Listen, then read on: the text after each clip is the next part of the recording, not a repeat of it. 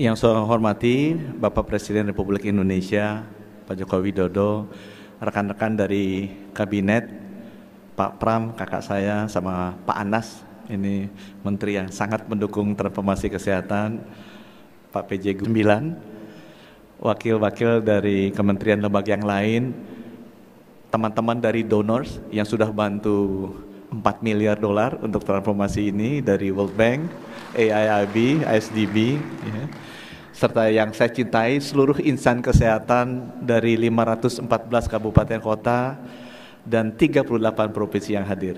Assalamualaikum warahmatullahi wabarakatuh. Salam sejahtera untuk kita semua. Om Swastiastu, Namo Buddhaya, salam kebajikan. Bapak Presiden sudah kasih perintah ke semua menteri untuk menggapai harus jadi negara maju lah di 2045. Aku mencoba menerjemahkan tugas Bapak Presiden. Negara maju itu definisi World Bank-nya jelas.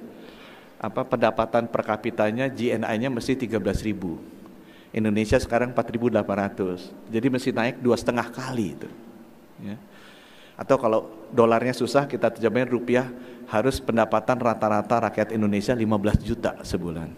Sekarang masih 5 jutaan.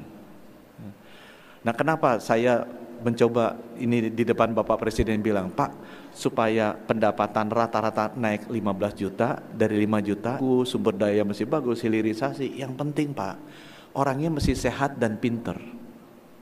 Kalau nggak sehat, nggak pinter, nggak mungkin gajinya 15 juta. Pasti gajinya cuma 1 juta atau 2 juta. Ya. Dan saya bilang ke Bapak Presiden sehatnya mesti duluan daripada pinter. Ini bukannya ini, saya suka bercanda sama Pak Nadiem, mesti sehat dulu Pak Nadiem. Karena Pak Nadiem ngurusin pendidikan usia 4 tahun, 5 tahun. Kalau Menteri Kesehatan ngurusin sebelum dia lahir 9 bulan kita udah urusin gitu kan. Jadi minus 9 bulan pun kita sudah urus gitu. Jadi kita mesti duluan memang. Kita taruh juga gitu, taruh di situ Pak, ini mesti duluan. Karena nggak mungkin masyarakatnya sehat, pinter, nggak mungkin bisa 13.000. Aduh susah itu Pak dapat 2045 emas gitu. Nah, kemudian kita jelaskan ini saya mengajak ke teman-teman sekalian. Nah, kalau kita sudah ditugaskan Bapak Presiden untuk menjadi lebih sehat, gimana caranya? Caranya please pastikan masyarakat kita tetap sehat, bukan mengobati orang sakit. Karena dari dulu fokusnya kita banyak ngurusin mengobati orang sakit. Posyandu diurusin, posyandunya bagus, puskesmas juga lengkap, alat-alatnya ada. Itu kurang mendapatkan perhatian. Karena kurang seksi. Lebih seksi yang mengobati orang sakit. Dan saya bilang, saya sama Bapak Presiden terima kasih diajak meeting G7, G20. Saya ketemu semua menteri, namanya Menteri Kesehatan, Health Minister. Nggak pernah saya nemu yang namanya Menteri Kesakitan atau Menteri menyembuhkan orang sakit, nggak ada. Jadi itu sebabnya memang tugasnya kita di sektor kesehatan menjaga tetap sehat, bukan mengobati orang sakit saja. Dan untuk itu sekarang kita menyusun RPJMN, dan dalam penyusunan RPJMN ini kita ingin memasukkan konsep baru itu di dalam transformasi kesehatan dengan mengajak partisipasi dari 514 kabupaten kota, 38 provinsi, bukan hanya kepala dinas kesehatannya Bapak Presiden, tapi di sini ada kepala Bapedanya. Karena Bapedanya penting untuk terlibat sejak awal. Termasuk dirut-dirut RSUD, kalau nggak salah ada 604 Pak. Ini yang kita undang untuk datang dengan menjaga agar masyarakat kita tetap sehat. Ya.